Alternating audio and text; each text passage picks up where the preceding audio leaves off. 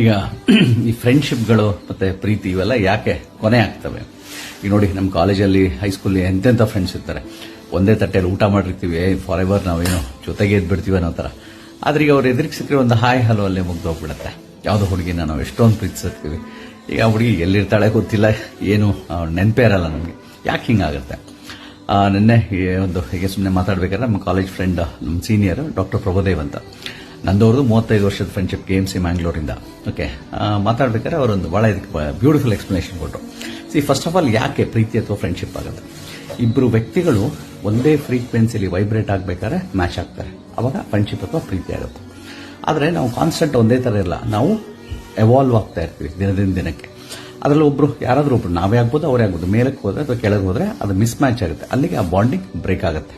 Okay, so ನಾನು ಕೇಳ್ತಾ ಇದ್ದಾರೆ, ಕೆಲವ್ರ ಜೊತೆ ಯಾಕೆ ಲೈಫ್ ಲಾಂಗ್ ಫ್ರೆಂಡ್ಶಿಪ್ ಇರುತ್ತೆ, ಕೆಲವ್ರನ್ನ ಲೈಫ್ ಲಾಂಗ್ ಪ್ರೀತಿಸ್ಬೋದು.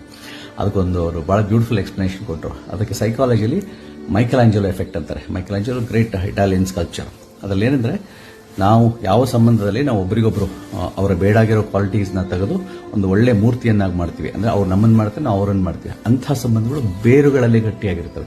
ಆ ಸಂಬಂಧಗಳು ಮಾತ್ರ ಜೀವನ ಪರ್ಯಂತ ಉಳಿಯುತ್ತೆ.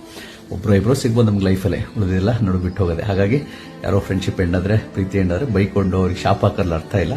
ಫ್ರೀಕ್ವೆನ್ಸಿ ಮ್ಯಾಚ್ ಆಗಲ್ಲ, ಬಿಟ್ಟು ಹಾಕೋದಷ್ಟೇ. ಥ್ಯಾಂಕ್ಸ್.